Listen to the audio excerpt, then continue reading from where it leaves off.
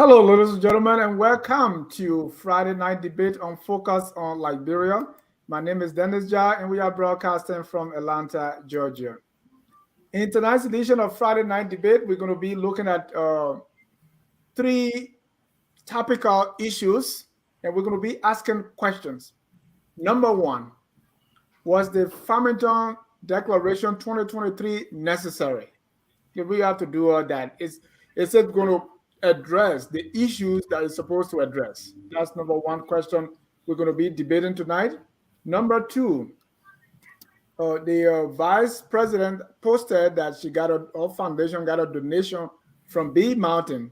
B Mountain is this group, a mining company in Western Liberia that has been criticized for pollution and other environmental issues that they have caused in the place. Is it ethical? Is it okay for the VP to receive donations, she said, for the last 5 years? Does it look like a pay-to-play scheme? We're going to be debating that. And we saw protests at the Ministry of Transportation asking for pay equity. They want their pay to be on par with other similar jobs in other line ministries and agencies. Do you have a point here? With me to discuss this, I have G Talk, Glendy, who is an independent-minded Glendy. Glendy, welcome to the show.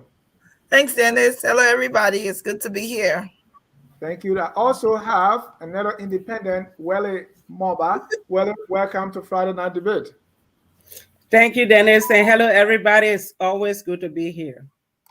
And we're going to be getting the rest of the folks later, but at this point, we go as is. So before we even get into this is election season. We are in election season, right? Elections is in October 10, we have the general presidential elections. Long before this time, Senator Prince Y. Johnson, also a man of God, predicted something. I want you to take you to watch what Prince Johnson predicted almost a year ago and see where are we now. Where are we with Prince Johnson and what is he saying now? But let's watch. That's something I'm seeing by this government. I say it will be rigged. By this government. By this government to remain in power. Okay? And that will bring the government and the civilians into confrontation. So if I run for president, it is rigged. I will lose both the Senate and the presidency. So did you see the... No, I will go to the Senate. Because you know what? I see this. 2023, it will be rigged. Rigged? Yes. What make you think so? Prophetically speaking, I'm a man of God. I'm a man of God. It's not something I'm seeing by this government. I say it will be rigged. By this government. By this government to remain in power. Okay? And that will bring the government and the civilians into confrontation. So if I run for president, it is rigged. I will lose both the Senate and the presidency. So did you see the end of that vision? What will happen if it is rigged? I see some confusion between civilians and people. I see more demonstration. I see more chaos. I'm a man of God. Let me start with you. Let me start with you, Welley. Prince Johnson predicted that the election will be rigged. And what you make we are this is April, elections in October. Are you dismissing that? Is it possible, or what do you make of it? 6 months to elections.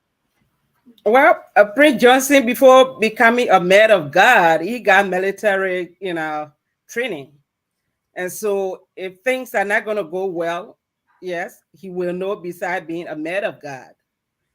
I can't say whether it's going to happen or not, but the signs that we are seeing, they are not right.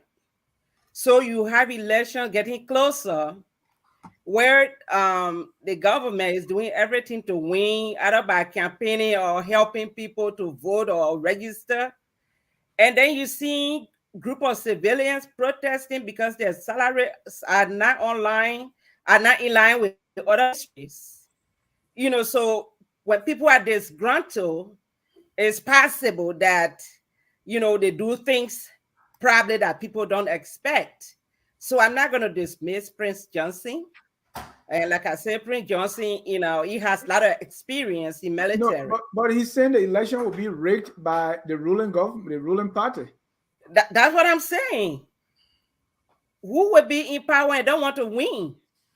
So you have to do all you can to win. I mean, I'm not saying that what the government is going to do, but you know, you can never tell. If people want to win, they will try by all means. So if Prince Johnson is predicting and there are signs to show that people are not happy, then is it going to be possible that these same civilians that are disgruntled today might be the ones to go against the government? So I'm going to be watching, but I'm not going to dismiss Prince Johnson. Glendy, Yes. is Prince Johnson credible? So just looking back at his sister, I don't think he's credible, because this was the same Prince Johnson in 2017 that said the same thing. In the end, he ended up joining the We Are government. So and then there's something I want to point out when he's saying that he's prophetic. God is not a God of confusion. I may not be called like he claims to be called, but when he is saying that, oh, he saw this, there's confusion, and he saw that the people, the civilians or whatever, the people will not be happy. I don't think we need to, I think everybody needs to be cautious and everybody needs to be alert to the surroundings in Monrovia and to the things that are happening and the disgruntledness that's going on. But I don't think people should take what Prince Johnson is saying as it being Lord and gospel, because I am also predicting that before October comes, Prince Johnson will be on the side of the seditions. That's just his track record. Wow, that was just a warm up. Let's begin today's discussion with the Farmington Declaration. A lot of things have happened. About 20 political parties met at the Farmington River Hotel out in Montgomery County, and they pledged. They signed up to a document calling for free, fair, transparent, and violence-free elections. They've signed that. I think one party did not sign, and then the EFF too so refused. But they've signed that and say, hey, we're going to have free, fair. So my first question is, was this agreement necessary? Let me start with you, Glendy. You want to have pointed questions here. Was it necessary? No. Why? I think it was a complete waste of time. What are they planning on gaining from it? What did they gain from the last one? Who's in the government? Who's ruling the government right now? Who should be holding the government accountable? So when you're coming to the government and saying we're signing this to say we're going to have free and fair elections, how much control do you have as an opposition in that? I think it was a complete waste of time. I watched a portion of it and even watched that there was confusion in the end. They didn't allow some people to enter. So I think it was a waste of time. And then you go to such a serious meeting and you hear the statements that came from President Weah and Koji. I mean, for me, it was a waste of time completely. Welley, was this necessary? I don't think it was necessary. People make decisions based on current issues. And so nobody knows between now and then what's going to happen. So because you made agreement today, is something else happening that will necessitate another action. You're not going to do anything because you say everything's supposed to be what? No confusion, no, you can't, like I said, you can't predict anything. Nothing can be predicted. And some of the people that signed today, tomorrow, they might say something else. They did it before. The last time there were a couple of political parties that came together. Did they abide by everything that was agreed upon? No. So it's something like, it's like a photo shoot or some show up to take pictures and, think that something they are putting together. But you can't agree on anything. You have to make sure hold the government accountable for free and fair elections. You don't have to put it on paper. The government don't have to put it on paper. Once they know they're going to go by the Constitution, they're going to have a free and fair election. What is the point of sitting down and writing it down? It is in a constitution. You're supposed to create conditions to have free and fair elections. You're supposed to create conditions so that you will not have people being disgruntled at election to cause chaos. If these things are already in place, what is the point? Is the agreement greater than the Constitution? No. Well, so you're saying, so the first thing is they're not going to abide by it, but they are not. But just in case, did it make sense? Does it make sense? It does not make any sense to me. For the reason I stated, because if you sign agreement today, what if something happens tomorrow that will require another action? What if some of the people that signed the agreement start misbehaving, doing something contrary to the agreement? Are you going to stay in it because of today? You're not going to do that.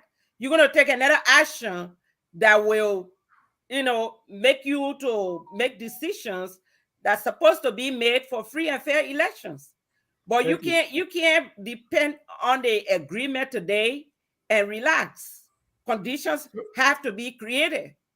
And if the Constitution says so, it's better to follow the Constitution than making some agreement that I don't know whether it's greater than the Constitution. So here's my follow-up. So you have like other 19 political parties leaders. I saw Mr. Cummings, Mr. Boakai, and the rest of the people signing. Were they right to sign it, or you think they made a mistake? Did the opposition do the right thing by signing this agreement? I don't think they did the right thing. They don't have to sign the agreement to make the government to go by the Constitution or to go by the elections guidelines. Nobody have to sign any paper to do that.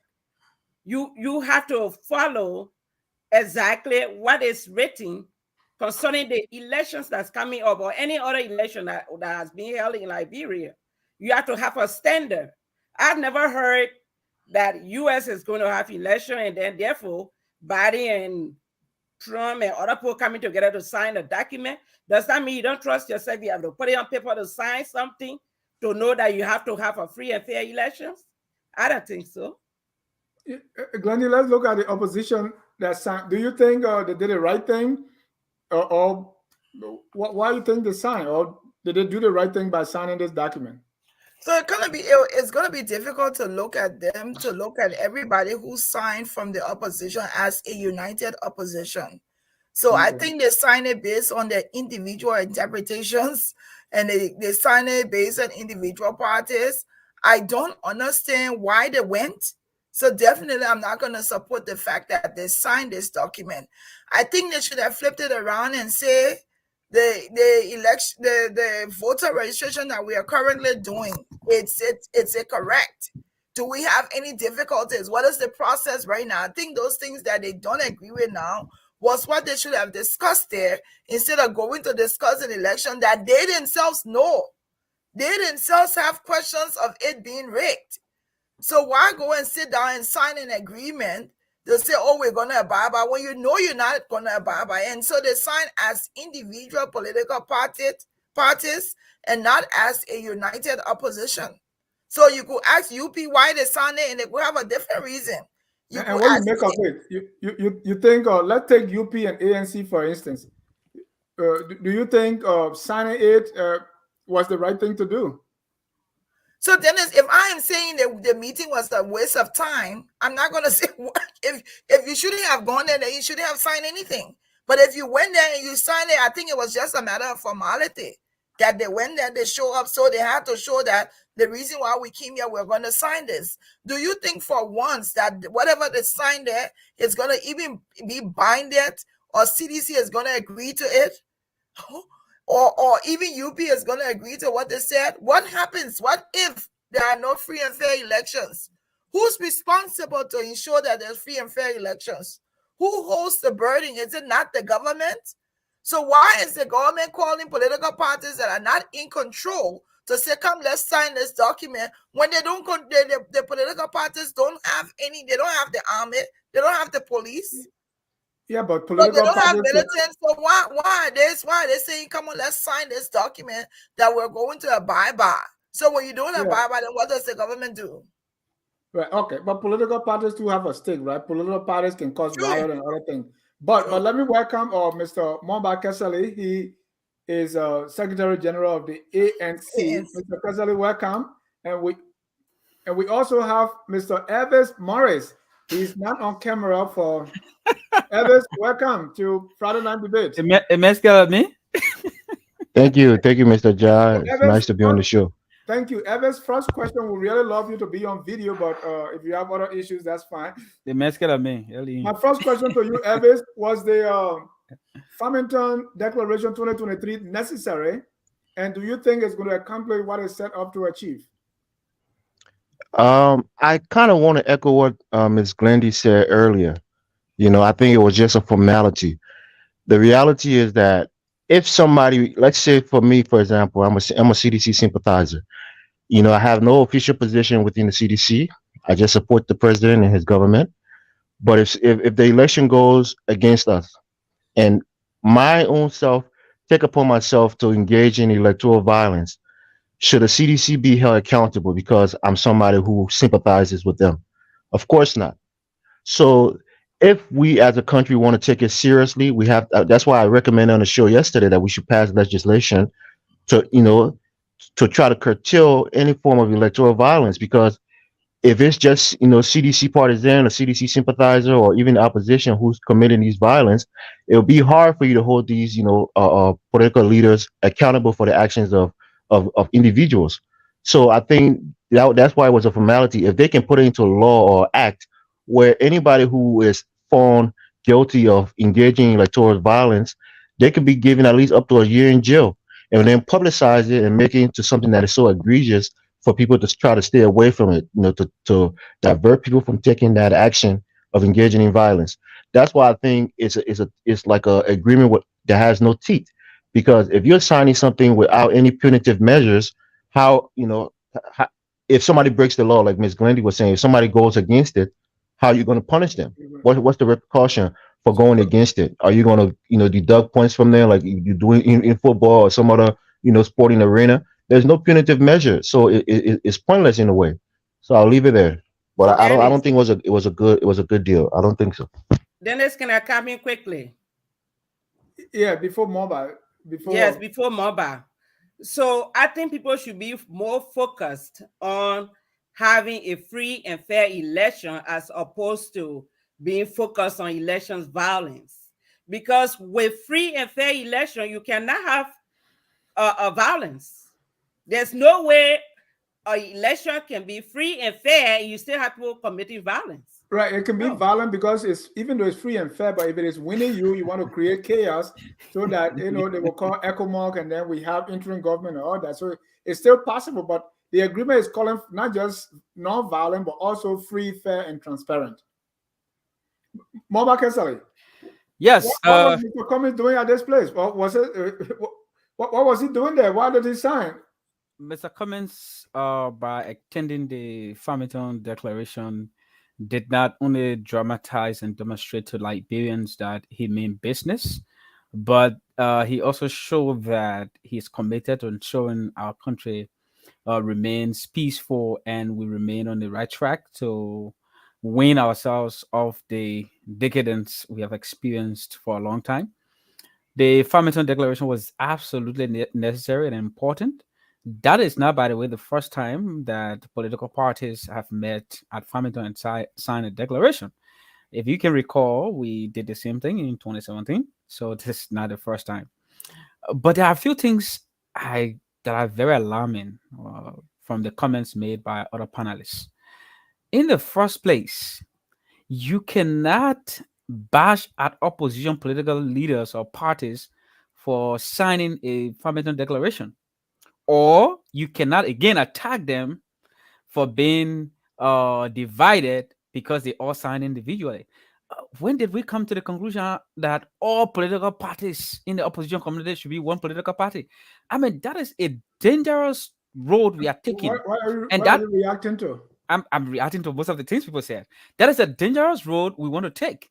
You cannot coerce the opposition to come together and become a unified team. That is unacceptable. Opposition political parties should come together if they agree fundamentally. If they I have think you misunderstood Glendy, but why was this agreement necessary? Is it because it's the second time? Why was it necessary? The agreement And is is it going to accomplish what is set forth to achieve? we expect that it will accomplish what is set forth to achieve. Now, the most important thing here is that not only that the government signed the agreement, but the president of the Republic of Liberia signed that agreement. He bears the greatest responsibility for the conduct of our elections. He needs to play somewhat a fatherly role based on the fact that he sits in the most respected office we have in the country. If he goes to Farmington, signs the declaration, and comes out of there and attempts to steal the election, Liberia would not be peaceful. And that would not mean, by the way, that the Farmington Declaration has failed. That would mean that Mr. Weah has failed. Now, there is nothing opposition leaders can do if there is no smell of malfeasance during the electoral process. The government bears the greatest responsibility in terms of what happens when we go to the election. Because the government has the military, the government has the police, the government has the state institutions and everything. It is only President George Weah that goes around the country with armed men. Dennis, hold on, Glendy. I want you to respond to Mr. Kesselly. He says it's necessary. I still not getting the meat why he says it's necessary. Go ahead, Glendy. But you just cut me off. Based on what Mulbah is saying is I'm confused. If we all know that the president of Liberia bears the responsibility to ensure that there are free and fair elections that is currently being guarded by the Constitution of Liberia, why was there a need to hold a meeting to say sign to it? He's the president. This is what he should already be ensuring. Why did we have to come to a meeting to see that to do this? Because there are signs that there'll be violence. I mean, let's agree. But if the Constitution is not binding him, then why are we doing that? And you think if he's not going to follow the Constitution, he's going to follow a declaration of paperwork that he signed? That's why it is important that we sign it, because that reminds him that if he does not live up to a free, fair, and transparent election, we're not going to have peace. I mean, this is clearly an opposition idea. This is clearly something that the ANC was fighting for. Are you kidding me? That's why you see people like Mulbah and them are defending it, because they're already. Mulbah, let him finish. Go ahead. Right, they're already spreading this rhetoric that the election is going to be rigged. So try to ensure that it won't be, or at least to give the facade that that they're trying to put something in place just in case. But the reality is, this is something that you hear being talked about in the opposition, that George Weah is going to rig these elections. But the reality is, there's been no sign of any rigging. We've gone through the voter registration process. Anybody who wants to vote, I mean, Liberia as a whole, since the days of Samuel Doe and Jackson F. Doe, you can argue during Ellington the first time around, but I think for the most part, during George Weah, the elections has been fair. If Weah wanted to rig, he would have rigged a lot of these, senatorial elections in his favor. So ANC people shouldn't spread a rhetoric that the election is going to be rigged even before the election time reaches. I'll leave it there. Thank you. It's not only rigging. Can I react to that? Yeah, no, Mulbah, how does this paper, the Farmington Agreement, prevent the rigging of election or ensure free, fair, and transparent election, apart from what is already in the Constitution? It's like the example I gave yesterday is like you are going to a game between Black Devils and Super Jabber, and then you say you have to have an agreement to say when the people score goal, we accept it. What sense does that make? Let me say this. If you look at the history of elections under President George Weah, they have not been predominantly free, fair, and transparent. How Have you is all the Farmington forgotten? agreement going to change that? That's the I'm question. coming now. I'm coming to that point. Have you all forgotten how opposition people in various districts across Mulbah County were attacked? Those things happen. I'm coming. No, but don't lecture you us want to about force that. something down my throat? I mean, Right, but we know the story. No, you know the story. I'm listed- trying to remind you what has No, happened I here know. is what has happened here is. Let me come to this Farmington thing. Since you really want me to go straight Yeah, how to does it Farmington, change the calculus? That's and all. now you want to control my thoughts. Let me go to Farmington. The point here is, if President Weah and opposition leaders can go and sign an agreement and then backtrack on that agreement, they do not deserve the Liberian people trust and confidence. What they dramatize by signing the Farmington agreement is that they want to take the lead, and they send a clarion call out there to all Liberians that yes, we want to have free, fair, transparent elections so that we can preserve the peace we have in Liberia.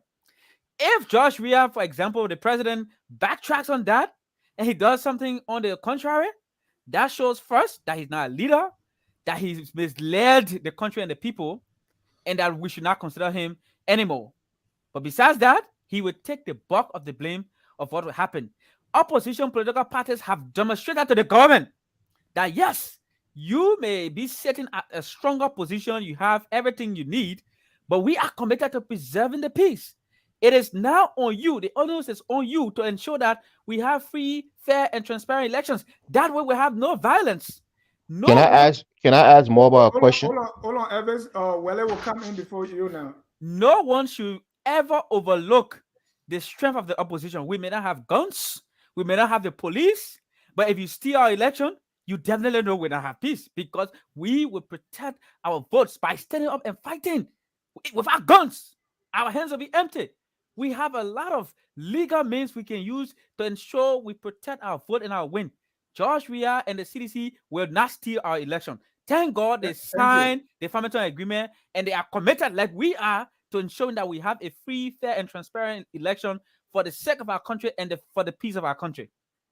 Thank you. Let me bring you in, Alice. If for any reason there is any election malfeasance, you cannot use the Farmington agreement to sue, right?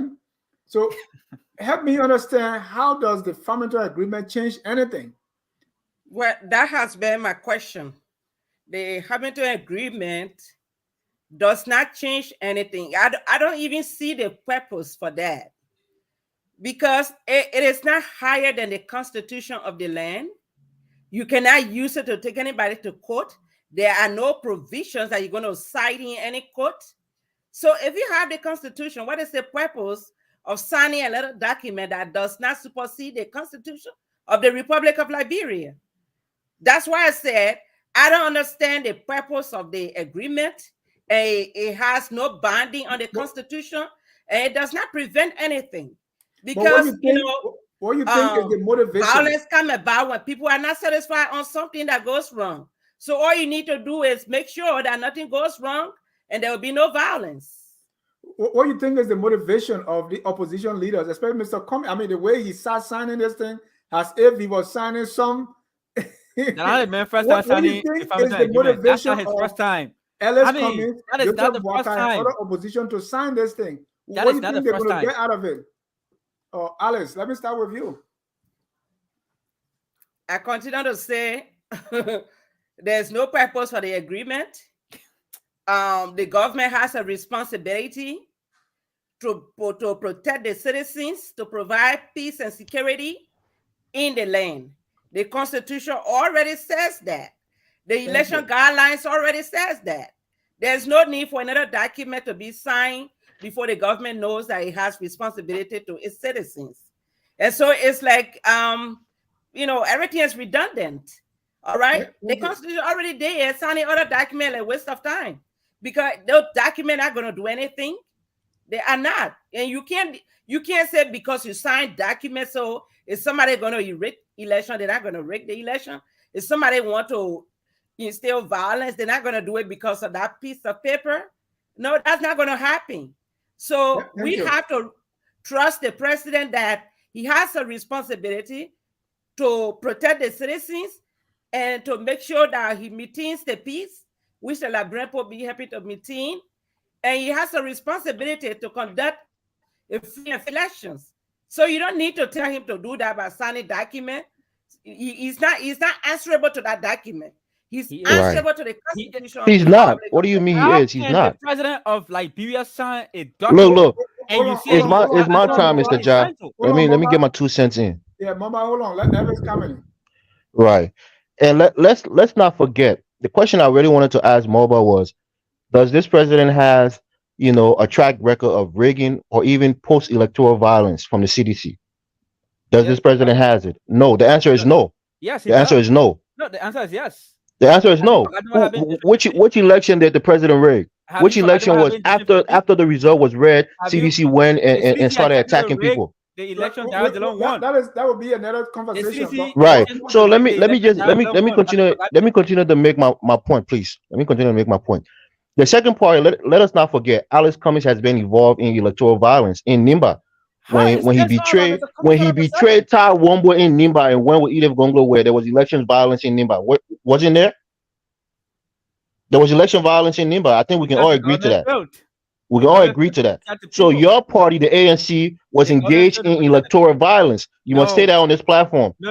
You guys engaged in electoral violence. So this whole thing is like he's trying to preempt, election violence. Alex Cummings is so afraid. He's going to hide behind, they cheated me. Oh, they cheated me, because in his mind he can't lose to somebody like George Weah. He's already, like the son was saying, he beat him before, he will beat him again.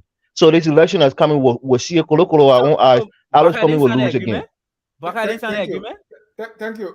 Thank you. You ask Evans, did Baka not sign the agreement? And that's what I really have not seen any, Everyone signed the agreement. Why is it only about Alex Cummings? Because ANC are the ones who are crying the loudest. Nothing even happened yet, and they're crying foul. Nothing even happened, they're crying foul. My next question. Before going, please. No. Hold on. We're still on the same election, but let's go. Hold on. They signed the agreement. We have that discussion. Can I respond to what he just said? There's something. No, there's no need. That's not the focus of the topic. The focus is not on who is causing election violence. The focus here is how is the Farmington Agreement going to address this? Clearly. So my next question, you can use that time, Mr. Mulbah. My next question is, Mr. Weah spoke, and Mr. Boakai also spoke. Mr. Boakai listed, some things that have been done, irregularities. It lit a bucket list of things that were done and never resolved. Mr. Weah, on the other end, was saying, we should avoid militancy and all that. Let's look at the speeches of both standard bearers. Who made the most sense? Who strike you the most? Look, I can't speak on behalf of any of the two persons you just mentioned. But you listen to the speech. No, were they convincing? The idea they were trying to portray. How did that strike you? To a greater extent, both men, need to be questioned, but George Weah bears greater question than Mr. Boakai. Now, let's talk about militancy. The CDC has the largest militancy camp in the country. The CDC literally has a rebel camp in the country. The CDC has militarized the Monrovia City Corporation. Jefferson Koji is a military leader in the CDC. Citizens call Akara's Gray General Gray. Why do you think they call him General Gray? Because he has a gang of less fortunate drug abusers that they have indulged into violence that they stand the chance of using. So when Mr. Weah comes and tells people, oh, let's reduce militancy, are you kidding me? He should call Jefferson Koji and Akara's Gray and talk to them. Have you forgotten what Akara's Gray did recently? How he took talks to the University of Liberia to hurt students of the University of Liberia simply because they don't agree or support the government? Look, Mr. Weah bears the greatest responsibility of anything that will happen when we go to election. The Farmington Agreement is absolutely important. If you have forgotten, let me remind you, after it was signed in 2017, we went to election. The Liberal Party and other political parties felt hurt. What did they do? They went to the Supreme Court. So look, we should not sit here and try to question the judgment of our leaders for committing to ensuring that we have peace, but also committing to ensuring that we have a democratically free, fair, and transparent election. I'm happy that Mr. Weah has recognized that we need to reduce militancy because it does not only affect opposition people, it also affects the CDC. Because no political party will sit and allow the CDC to go after them viciously as it did in District 15, as it did in District 13, and allow it to slide in the 2023 general and presidential elections. We all have to defend the peace and prosperity of our country. Mr. Kesselly, you just mentioned the Liberty Party and other political parties going to the Supreme Court.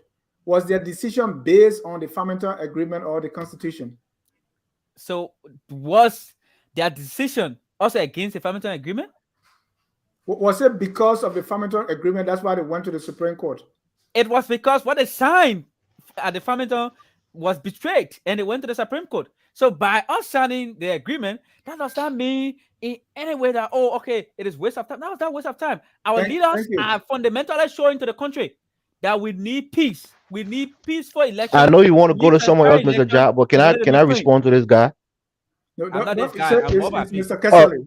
Can I respond to Mr. Kesselly? Forget the Mamey. But let me say this. First of all, the president's statement made the most sense. And the reason why he said that is because militancy has instigated violence between people from the CDC and the opposition. And we already talked about this on us about militancy.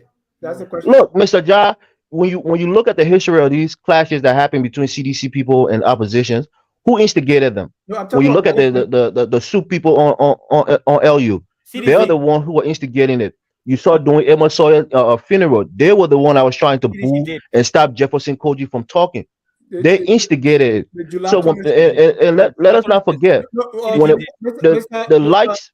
Mr. Morris, we're talking about militancy. Who has the most? I mean, when you say militancy, are you saying that these guys are walking around in military fatigue with arms and engaging in military activities? They have the CDC COP that brutalized Kesselly. We have militant. Mr. John, hold it right there. That was only a response to the Henry Costa COP. Everything that you see, CDC is a reaction to what these other groups are doing. The COP, CDC, they didn't find their own COP before Costa started that whole Council of Patriots. It was a response to that. COP. It was a response to another group that was formed. So when you see Soup on LU acting like they can bully people, CDC respond. It's always a response to these people's actions. We must say that on this platform and be very clear about it. That's why the president said, turn down the rhetoric, because if you guys are going to come up and act like you're bullies, we got people in the CDC too who can respond to you. So don't just think you can run riot. Look at Yega Kolubai talking about, well, go over there marching with my men. You didn't think CDC got people who got men behind them too? So if you don't turn down the rhetoric of militancy in the country, CDC will also react in kind. So if people like Yeka Kolubai turn down the rhetoric and other people turn down the rhetoric, you won't see CDC initiating it. It's always a response to these people's actions. I'll leave it there. Before I go to Glendy, Evans, you are saying you are the sitting government. You say if opposition have militancy, I have sitting government. I'm going to respond with militancy. Is that what I'm hearing from you? Thank you. Not sitting government. You got to understand. There's the party, the CDC party structure, and then there's the government of George Weah, which everybody in the government is not. They're not seditionists. Yeah. So you got to separate the two. You got to separate it. Thank you. Like I said, let me finish one point for 10 seconds. Like I stated earlier, there are individuals who support this president. Some of them may not even be quote unquote registered sedition, who may go out in the street and ready to fight for the president because somebody's insulting his mom or somebody's insulting him. The president has no control over that person. He can arrest them and prosecute them after it happens, but he doesn't have control over the actions before. There's what you do after that. If people will do something in the name of CDC militant and the law doesn't take a course, that's the time the president is calling, Mr. Morris. I'll give you that point. I will not argue with it. Glendy, right. Glendy, I'm looking at the speech of President Weah and the speech of Standard Bearer Boakai. And here's what happened. CDC or Weah is calling for, like militancy, trying to lecture people about militancy. And CDC is the mother of all this militancy. Yeah. And then you come to Mr. Boakai, who is given a litany of issues that were never resolved. Yet he's affixing the signature to the Farmington agreement. You are saying, hey, you have 10,000 things that you didn't resolve. You didn't live by what you're supposed to do. anyway, I'm still going to sign this because maybe this time you have changed from Saul to Paul. Dennis, you just made my point. You just made my point exactly. Why I have concluded that that meeting was a waste of time. I also want to bring up something. When I hear Elvis talking about CDC responding, CDC is not the designated respondent for the government of Liberia. CDC is not, even though President Weah is from CDC, it doesn't mean that when they go to respond to stuff, they need to respond because they're representing the government. CDC needs to be able to desist from doing such. No one appointed them to respond for the government of Liberia. Why do they think they have to respond to everything? Why do they feel that they need to ignite issues in the country? But going back to and just like you said, I don't think President Weah, I don't even think President Weah prepared for that meeting. I think he just got up and said what he wanted to say. I don't think he even believed that he and his people are not part of the militancy that he spoke about. Now, on the other side, like you said, with Ambassador Boyka, if you have all of those issues, you come there, you say, okay, even though you're not good, even though we're probably giving you a C- or an F right now, we're signing because we hope you will get A later. Are you kidding me? It was a waste of time. You're listing all these things. You're even talking about peace and all of these things you're listing. This man has not been able to meet up half of these things you're listing. You say, but okay, we're going to sign a paper in place of the Constitution of Liberia. No. Who are you kidding? No. So, Glendy, let me ask you. Who benefited from this meeting? Who benefited from it? International community or Liberians? Who benefited from it? Other communities put the meeting together. So let's be fair. Who benefited from this meeting? Why was it necessary to be held? Are there not other issues in Liberia that they could have sat down to talk about? Even the voting stuff that people are having issues with, could they not have talked about that? What was the importance in having a meeting to sign and say we will abide by what the Constitution say? For me, it was a waste. Complete waste of time. Go to you, Mrs. Mulbah. The two speeches, and again, we have even the situation in district number 10 with the elections voter the registrar, right? None of those issues even came up. Yet we are signing, and the speeches said it all. What do you make of the two speeches and their point of view? Well, so the first thing is, if you have unresolved issues, you have to make sure they are resolved before you sign a document. You know, that's so simple. There's no way you cannot make up your test that you've taken before the final, and then somebody will get up and give you final test. You have to make up the rest of the test first. So this is what happened. That's how I see it. If he had a whole lot of outstanding issues that were not resolved, they should have made sure, call him to order. If the president was the one that initiated the meeting, that means it was important to him. So then you make your demands that, okay, Mr. President, you had XYZ that you did not resolve. Why don't we talk about that now? Let's make sure we resolve them, and then we'll go to the next point. That was not done. Now, the president, on the other hand, is talking about militancy. Why do we have militancy in the first place? If people feel insecure, they have people to protect them in their own mind. They think they need somebody to protect them. And so the government has a responsibility to make sure that everybody is treated equally before the law.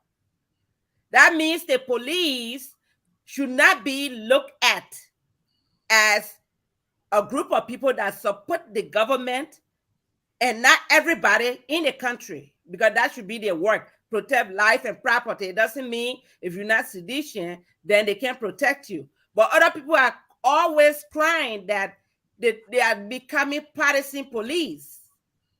And so that should be looked at critically. Retrain them so that they will be able to look at everybody equally. So if the president talking about militancy, it has to start with CDC. On July 26th, they brutalized somebody because they felt like these people, whatever they were doing, it was against the president. But the president is their president as well. It's not only CDC president. So if somebody else is expressing their constitutional right, don't be upset. It's like a mother with a lot of kids. So one case is crying on the mother should not make the other kid angry and start beating on the child. That's how we should look at that. So I think it should start with the president. Let him clean the CDC from those militants so that Liberians will feel like he is the mother of everybody or father of everybody. Thank you. And talking about the whether this Farmington agreement was necessary or not, Mr. Reginald Goodrich, the former press secretary to President Charles Taylor, said the president had already violated the Farmington Declaration. Exactly. And that he's suing the president for $27 million character defamation and libel. Take a listen. Legislative elections. At about 3 p.m. on Tuesday, April 4th, 2023, following the signing of the revised Farmington River Declaration at the Farmington Hotel, I was approached in an aggressive manner by the President of Liberia, Mr. George Manawia. He said to me, and I quote, "Goodrich, are you enjoying democracy in Liberia?" I was surprised by the question and was lost for words. I moved away from the president. He approached me again and repeated the question several times. "Goodrich, I say, are you enjoying democracy in Liberia?" Before I could find an answer, the president said to me, "Look at you. You are a rogue. You stole my car and burned down my house." I responded to the president that what he had said was a lie, and there was an intense exchange of words between us.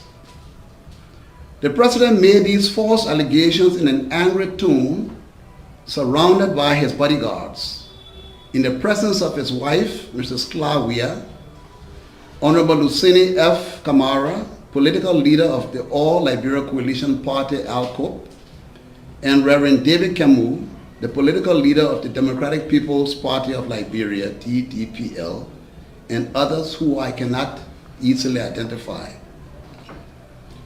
In the 2 days since the verbal assault against me by the President of Liberia, I have made an oral representation of the incident to a number of individuals in integrity institutions, close associates of the President, and in his inner circle, and members of the National Executive Committee. All right, welcome back. As you also mentioned that Mr. Reginald Goodrich is from the TWP. Before being press secretary, he was in Banca with the NPRAG government or the Rebel Taylor government, and he's being accused. Also, the TWP has sued the government of Liberia before to take back the E.J. Raw building, which, according to our history, belongs to the TWP. So, Mr. President, we are now is saying Mr.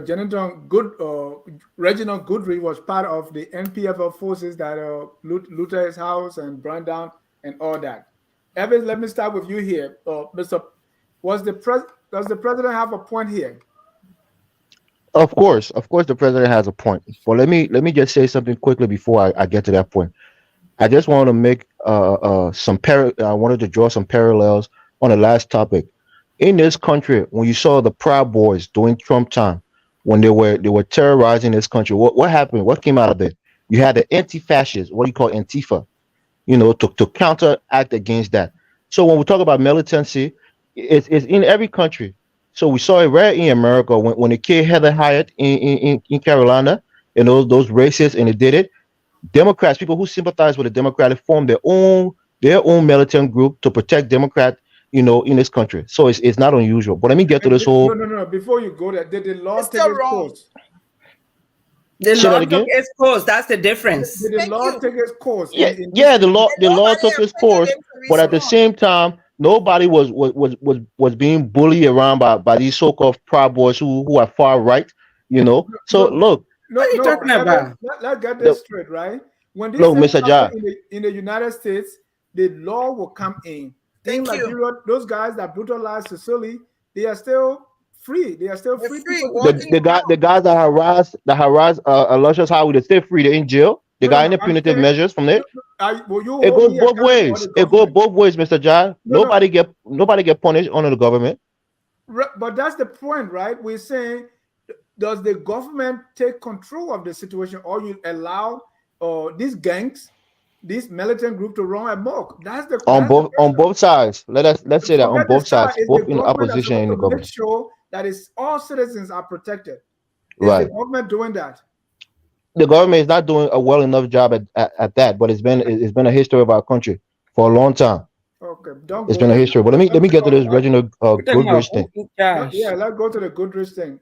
Right. The reality is the president is only trying to tell him that he's not a despot. He's not a dictator. Because we know under the president that Goodrich was serving on the child stealer, you dare not cross child stealer and think you can live freely in Liberia. So the president is only trying to simply tell him he knows who he is. He knows what he was engaged in the past in relation to this president and his house being burned down on I think 9th Street. So the president is telling you enjoying your freedom, right? Nobody is attacking him. Nobody is harassing him. The president is just trying to remind him that, that old adage, whatever you do will follow you. Whatever you do will follow you. Some of the things that he was engaging in the past, you think that people don't know what he did. People know what he did and what he was engaged in. But under this peaceful president, he's living a nice life in Liberia. He's a higher middle class man enjoying his life, participating in political activities. On a former president like Dole, like Charles Taylor, he would have been ran out of that country if not worse. So this president is really trying to tell him that you have your freedom. I hope you're enjoying your freedom. That's all. You think that was the right approach, or was it like bullying somebody? Oh, it's bullying him now. When George Weah was powerless then and was a mere football player when he went and burned his house down, it was not bullying him then. No, Look, Mr. John, let's talk so. We talk so. We are African. It's not bullying. The president is trying to tell him that he's being he's being forgiven because he's not coming after him. But You can tell somebody. approach. You remember what you did to me back then. You remember what you did to me back then. Mm-hmm. You can only remind somebody what they did in the past. That don't mean he's bullying them. This is not somebody ordinary, Dennis. This is not somebody ordinary. Hold on, Glendy. I will come to you. I want Evans. You think the president took the right approach?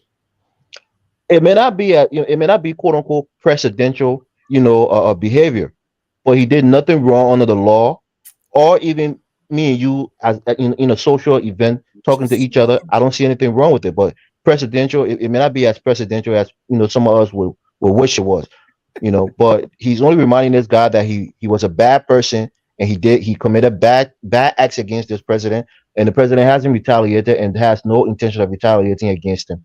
The president only reminding him of it. That's all. If you want to read more into it, do that at your will. Glendy, you think the president has a point here that, hey, or when you were, under President Taylor, especially when you were in Banga, I mean, those guys used to come from Banga. They come at one point. Reginald Goodrich came to Monrovia to interview interim President Sawyer, but the other way around was not possible. You couldn't have journalists leaving, going there. So these guys, they had their time. So now, does the president have a point to remind him that this is how democracy should look? So I think as the president of Liberia, having just signed a meeting about a peace accord, leaving a meeting and acting violently was wrong. I think it was wrong and the law can also protect President Weah if he has proof that Reginald Goodrich burned his house and stole his car. Where is he supposed to go? Take the law in your own hand and assault somebody verbally? He was wrong. He was wrong. If he has the proof, take him to court. I don't think we should be saying that what he did was right. It was absolutely wrong and childish. That is totally unacceptable to come from a president of the country. And who is he to determine how people walk freely in Liberia? Does the law not protect its citizens to be free? That he has to remind you, oh, you stole my car or you did this, so you enjoy. Even we have people not accused him of being with a warring Model. party? Is he not free? Has anybody come and say, oh, because you are part of, I don't know whether you Modad, so you can't be president? He was accused of being part of Model. Yes. So who has stopped him that he should be now? Because he's president, he should try to restrict some of the movement to say, oh, it's almost like he's saying to Goodrich, I have given you the freedom to move around. No, Papa, you don't have that right. You're the president, yes. There's a constitution that governs Liberia. If you think Goodrich stole your car and burned your house, take him to court. You don't take the law in your own hand because you're president and assault somebody verbally. I think Goodrich should sue him for every dollar he can. And I put him on doing that, on trying to sue him. That's wrong. Mr. Kesselly, does the president really know that he's the president? Because it's like, or he's asking this question like in the playground, and you see me. It's like you are at a playground. They've been bullying you, and then your big brother comes. We used to have a big brother called Gabriel, a cousin maybe. We used to just challenge people. Oh, you tell someone, say, if you touch me, Gabriel will beat you. With the security around the president, is the president being presidential here? Or does he really know that he has all the power? No, you know, it is quite funny, right? I always say President Weah is like a post turtle. Like you take a turtle, you put it on top of the stick, and you know how it got there. Just that's how Mr. Weah looks like. Look, I mean, but to be honest, we are all humans. Sometimes you want to, talk, and all of that, right? But what Mr. Weah has failed to realize is that when you are president, you bear the singular greatest responsibility in any given society where the presidency is the highest seat. If you listen to Elvis, that's how Mr. Weah thinks. President Weah does not even know that by the stroke of a pen, he is able to bring about an international criminals code. Thank you. That will incarcerate Reginald Goodrich or anybody who he believes hurt him. Under our constitution, though, the president cannot sue anybody or take anyone to court because he can also not be taken to court while he's president of the Republic of Liberia. But under international criminal law, the International Criminal Code will by herself investigate these matters and bring these people to book. Mm-hmm. Why Mr. Weah can simply do that? But you listen to Evans confessing to us that Joshua is largely incompetent and he does not know what it means to be president. He does not even understand the enormity of the power he has while serving as president of our country. Joshua does not know that when you talk about ensuring that people have justice, it starts with him. Joshua does not know that when the police to be fair to him, though, I mean, the war was very, very ugly, right? Mm-hmm. And some of us who I went to Monrovia 2017, and just by walking on Cowell Road, I was traumatized completely. My body was almost immobilized. And these were the people. I'm not accusing him of being a warlord, but these were the people that were cheering Taylor on. If Taylor committed atrocity, they will write. They will write and make it look like this was some football game, right? So the presence of people like that will trigger some trauma. But it goes back to this whole idea of war crime court and some of these people that Mr. Comey piling around with in the ANC.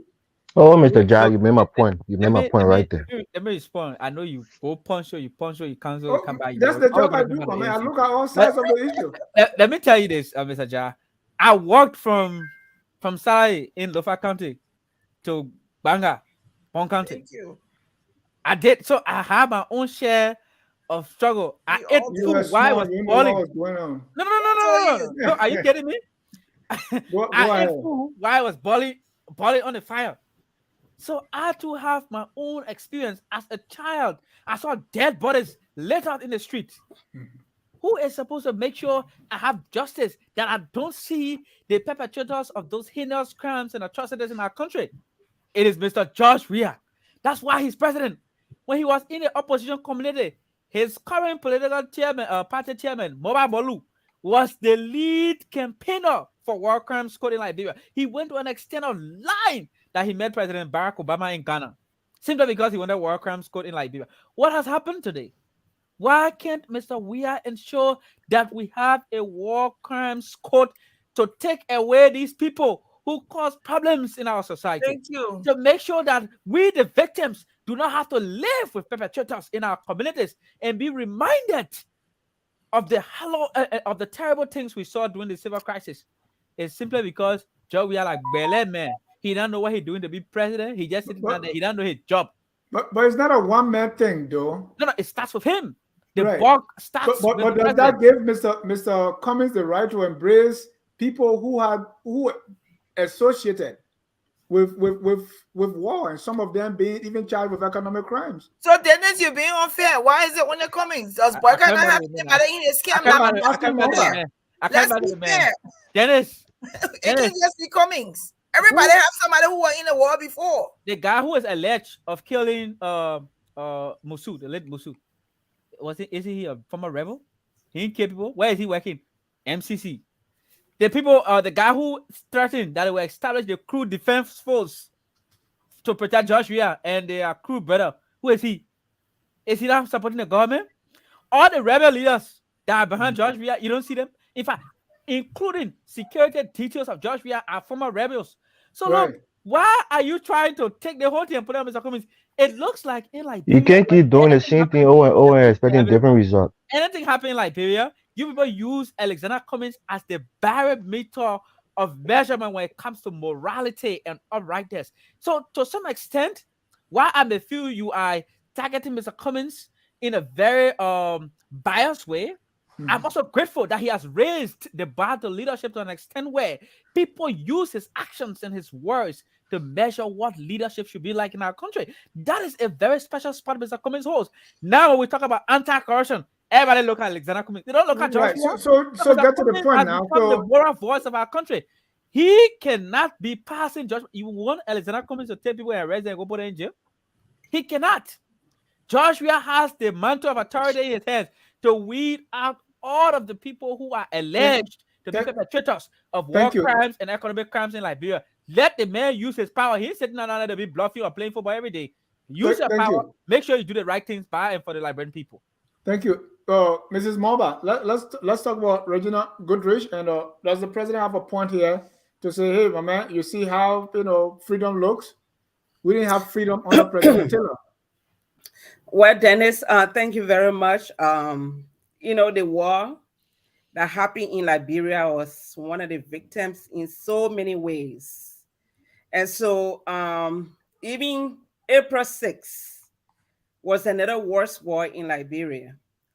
And I was in Monrovia. I heard how they went to President Weah's house in Cinco and vandalized the place and took his car. I know that. So a whole lot of bad things happened to people. Even when I came to the United States, I couldn't hear like firework. I would be to the floor. I would be hiding.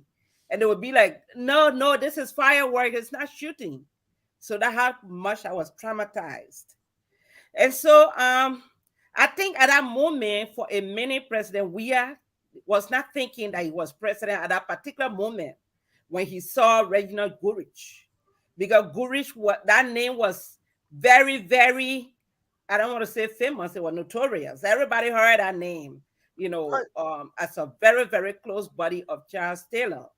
And a whole lot of bad things that happened behind the line. I spent 1 year in Rebel Land before I came to Monrovia during the interim leadership. And so everybody knew his name. So if Weah couldn't help it, President Weah couldn't help it. So at that particular moment, I think it didn't occur to him that he was the president of Liberia, but he felt some anger, what happened to him at that particular moment. Maybe later on he realized that he shouldn't have done that, but it might have been late already. So he's a human. I mean, sometimes things happen. If things happen to you and you see the people that cause those bad things to happen to you, you want to just hit them. But Welley, President, we see those people every day. Every day. He knows what Gurish is. It's not like it says, I understand he sees them every day. They have even the generals, when he was in the Senate, former generals. When Madam Kesselly was president, he could have taken him to court. He could have taken Reginald Gurish to court, or he could have, gone to the, international court, take these people. Or as president of Liberia, he can sign a war crime court to come to Liberia and get these people for what they did. But if he wants to, use verbosity on the people, it's not helping, because he is the president. No matter what, he has to make people to feel safe, during his leadership. And so I think it was a mistake that he did that, even though it hurts. So it appears to me, and you can, Glendy, you can, Evans, you can correct me if I'm wrong here. It appears to me that each of these people, they use this whole war crime code and ex-warlord, ex-fighters, and people that committed atrocities at a time when they're convenient, right? So if it is convenient for you to hire ex-generals to protect you and carry out bad deeds, you are fine. You don't have problem with war. If it is convenient for you to hire these are ex-tailor people to be in your campaign, it's fine for that. Only if it is okay for you to use other warlords and ex-fighters and for them to, like what other person said, donate to you, vice presidential candidate, is fine. It's only when you are not benefiting, that's the time you are crying. That's why everybody pay lip service to the issue of war crimes court. Let me come in here quickly, Mr. John. Yes, sir. And before I even start out, I'm going to criticize my president here, and I'm going to agree with Mulbah on this platform for once. I agree. President Weah should have implemented the war and economic crimes code in Liberia. I think that's been one of his biggest, mistakes that he's made so far in his presidency. And I will also say this: there's no doubt George Weah is not as sophisticated as Ellen Johnson Sirleaf or as presidential as a Tolbert would be. He's not, right? So these are some of his weaknesses when it comes to being president. We know that he's not as polished, he's not as sophisticated in terms of this. Is that what people call incompetence, or no? Well, polished. You can also get that's the point here, Mr. John. Okay. When people talk about incompetency, what is there a competency test to be president of Liberia? Do you take a test to say this person reached the level of competency to be president? There's no test. You can talk about his poor performance of his ministers and his lieutenants, but it's not a test. But I mean, don't sidetrack me. Let's not forget President Weah and Goodrich are both fellow of the craft, and that craft being the Masonic craft. They're both in the lodge together. Me and you when somebody do something to you, and they will come by and web their mouth like cat, and they didn't even know what it did to you. They will be talking to you every day, walking by you, like they didn't even know nothing that it did to you. So the president, in that moment, was only trying to remind him that remember what you did, because some people do things they know they did it to you, but I like I ain't gonna say nothing. If he bring it up, I say I'm gonna bring it up. So the president is trying to tell this guy, remember what you did. So let us not forget, this is Liberia, this country that we all love. We are a country of tribal people. So the reason I'm saying that is because when you look at George Weah, he went to the NPFL, the very same group that quote unquote burned his house down, and was people act like they forgot. There was a time where George Weah was banned from coming to Liberia. His life was under threat by the Charles Taylor government. I don't know if we remember that. We forgot about that. But he worked with this group of people, made the former wife of his former quote unquote enemy vice president of a country. So when we are talking about people like Cummings, who preach this whole I'm the only man wear suit, nobody can dare me, preach this whole thing about not doing the same thing and expecting different results. Daniel Chair is my mother's cousin. if you know who Donald Chia is, I think Miss Glendy might be a Bassa woman. I know she's from Riverside or Grand Bassa. My mother's from Bassa, from Grand Bassa. If you know who I live on a child theater, I was in Liberia. I think most of us here, maybe with the exception of Mr. Jai, maybe you're not on a child theater rule. But if you know who Donald Chia is, and even Dan Mariah, who sold the Gribber people out and took a lot of their land and killed a lot of them, who claimed to be a Gribberman from Maryland. Dan Mariah and Donald Chia, those are notorious warlords and killers. Not this shit. So when Mulbah is trying to get on his high horse and trying to put all the blame on the president, look at your own political leader, who's supposed to be above the fray, who's supposed to be above the appearance of unrighteousness. Is better than Judge, yeah. In association, definitely not. Not in association. He's not. He portrayed himself. I'm only saying what you portray yourself to be may not be a reality. And I think slowly but surely we're seeing now it's not the reality of who Cummings is. Thank you. No, stop. Thank you. Never told anybody that he's a never. Here's the last question on the Goodrich thing. Mr. Goodrich is suing with a capital S. President Weah said, well, I know that President Weah cannot be sued, but we'll put him on record. I'm suing for $27 million for libel and character assassination. Joke or serious? Serious. I think he's joking. Serious. Mulbah, is he joking here or is he serious? The man is serious. Understand that the lawsuit is there. When George Weah is not president, he'll go and he will follow. He'll pursue it. Because one of the things that people will test in court is he's suing for his character defamation for $27 million, right? Yeah. I mean, these are Charles Taylor boys. What character? So they don't have any right? Yeah, thank you. And who is he suing? Character. He's suing the president. So he's supposed to sue for even $50 million. If the case can't go to court now because he's president, if the case cannot go to court now because he's president, he will pursue him when he's not president. But when he's not president, he can also sue him. Which is fine. He can also sue him for looting his home. Which is fine. Let me tell you about the war. When I was in every bit of the war. We ran from my home 5 times. My father at the time was almost killed right in front of me. He was associate justice of the time for Liberia. So we suffered the war. Right. But what I'm saying to you is, this is a matter. What you think was Reginald's role in the war? I know what his role was. Yeah, but what I'm saying is, I know what he did. I know how he was with Charles Taylor. I know how he supported Charles Taylor. I know some of the things he's done. But that is not to say that President Weah does not have a right. He has a right, but his reaction, like somebody was saying, maybe he forgot where he was. Maybe he was acting on impulse. But this is not the first. I don't want to believe that was his first time meeting Goodrich. No, I don't think so. The way President Weah have been talking about his home being burned down, and that was the first thing he repaired when he became president. Do you think he, for 1 minute, has forgotten who Reginald Goodrich is and where he is? He has not. But I think it's a matter of principle. Where if Reginald Goodrich feels that the law is going to protect him tomorrow, and he has an opportunity to sue him and pursue it after he leaves presidency, why not? If President Weah feels after he leaves presidency he has proof to sue Goodrich, he should go. I don't think he's joking. No, I get that point. The question I was asking was after the likes of Reginald Goodrich helped Taylor to destroy the country, lie about all the atrocities, and he's suing for $27 million because of his character, and then we can't even sue for war crimes against our people. Don't you think there's a bluff?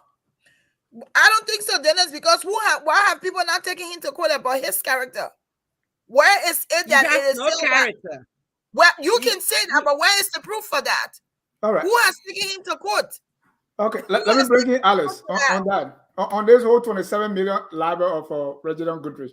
That man one finish talking, you call him by even though he said things against Mr. Cummings. Mr. Mulbah. Man, this is. I mean, I gotta be watching you because you're trying to silence me here. We're talking about Reginald Goodrich. You bring about Cummings again. Ever said things against Mr. Cummings? That's what I need to respond to. Alice, Reginald Goodrich, you will give you a chance, Mr. Kesselly. When you give him 5 chances, you give me 1. It ain't equal. Reginald Goodrich is only putting up a bluff because President Weah told him that. And he thinks he's going to get more attention when he talks about suing Weah, because at this point, President Weah has many people that are eyeing the presidency. And so they might be on board with that as some political enemies.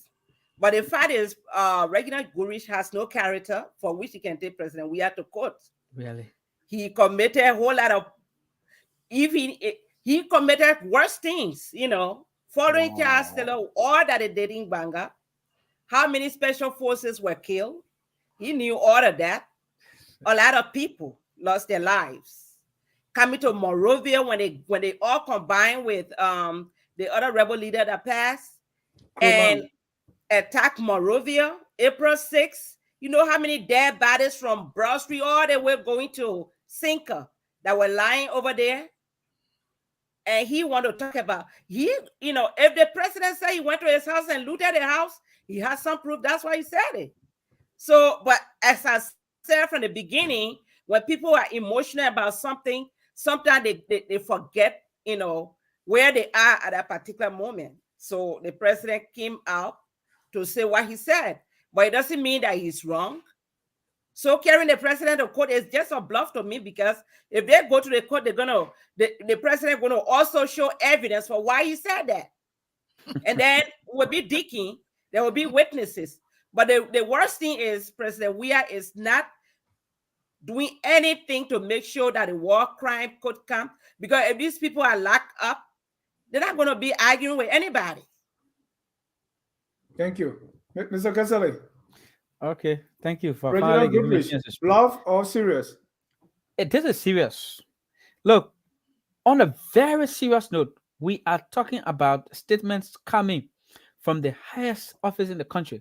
Thank you. Just by President Weah mentioning or saying that he has put the life of Mr. Goodrich at risk. Thank you. Mr. Goodrich can be killed, he can be hurt by state security officers. Who knows? There are secret codes in various security sectors in the country. Who knows whether the president used one of those security codes to say eliminate this man? So right now, Goodrich should be speculation. Mr. Ja, please hold this man to it. You shouldn't accuse this president of giving a green light on anybody. Don't do that. If the president goes in public and tells somebody, right, "Oh, you happy living here in peace now," that is indirectly telling you, "I'm about to take away your peace." Thank you. He's insinuating something else. He's about to tell him, "So you enjoy in peace, eh? You know you burn my house. So okay, I come and burn your own house." No, we're talking about the Labrador lawsuit. I'm about to. We already discussed that part. Is legitimate. Mr. Goodrich should go beyond that. He should, in fact, leave Liberia because his life is at risk. Yes, other people left Liberia too, when he was in power. No, Welley. If the president believes that other people need justice, you and other of us, we need justice, the president should bring the International Criminal Court. The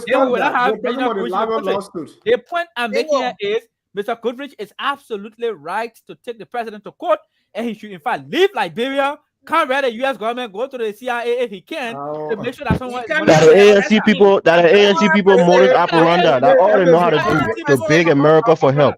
No, you are begging the American government for help every day. George Weah cannot even live without trying to come to America. What has George Weah done since he became president?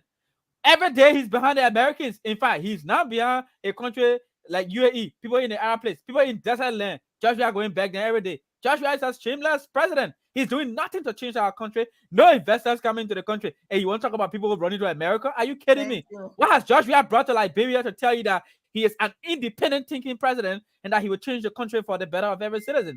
Absolutely nothing. All he does is to go around, play football, and be begging countries from country. He went as far as begging talking about independence. People map. Thank you. Evans, let me go to you now on the thank you, Mulbah. Reginald Goodrich. I keep calling Jonathan Goodrich. Reginald Goodrich. Is it a bluff here or is serious? And we already dealt with what President Weah said. It is actually the lawsuit that I'm asking you about. Is it a bluff here? 27 million for character assassination and character defamation and libel. Mr. Ja, I mean, to even entertain it, it will be like you can say on the show Tabata, because number one, to prove libel, you have to you have to prove malice. What's the malice in that statement that the president said? You know, with intent to cause her financial harm or physical harm. Nothing. But let me go back to Mulbah with this whole Cummings business. I think we all on this panel know. No. Let's touch on it because he was spewing invective on the president, and I want to go to his political leader. This is a man who was paying hundreds of thousands of dollars for lobbyists in Washington D.C. So when he's talking about independence, I want to have a separate debate between you and let's do that. Yeah. Oh, okay. Yes, please. All right, I'll leave it. Let me go to the. I will moderate that one. Yeah, let's leave that one. Cummings versus Weir. If you want to. Yeah. Yes. I mean, come on, man. You talking about shameless? This guy who think that because he was living in America, we are also living in America too. Guy who went and took money from 419 group. All right. The last here is B Mountain, the vice president of the Republic of Liberia, published on her Instagram page saying, Jewel Howard Taylor has recommenced the work of the Jewel Starfish Foundation. We want to thank the officials of Bay Mountain for all of their support over the past 5 years. Our work would have been very difficult without their constant support. Now we all know who B Mountain have been accused of pollution, doing all kinds of things in Grand Cape Mount County. And the vice president is writing here that she thanked B Mountain for supporting the foundation. People are raising concern. I want to get your take. Is it okay, or is the VP wrong for taking donation from B Mountain, looking at their history? And she said this has been for 5 years. Does it look like some pay to play? Mr. Kesselly, let me start with you. Thank you. You see, this goes without saying that we have an entire government of 419 people.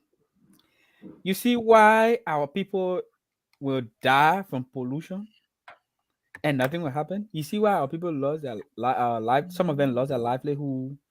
Their domestic animals die and nothing happened? Because President Weir is taking kickbacks. The vice president is taking kickbacks. The senators and representatives are taking kickbacks. Look, our country is a cesspool of corruption. Nothing really happening. How can the vice president be living off the back of concession companies when we are already giving her funds to run her office? It's a foundation. The vice president is a foundation, she said.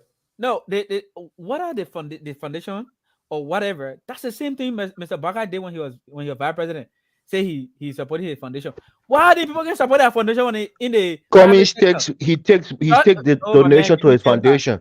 He takes donation to his foundation. Let's say that. Let's be fair. Cummings is not a politician. I have to talk with Cummings too now. I have no party, but we always is like, why are we making Cummings a yardstick for everything? He's not a government official. Let's be fair. Hold on, Glendy. Let's Mulbah complete his thought. Mulbah, why are you not angry with Glendy?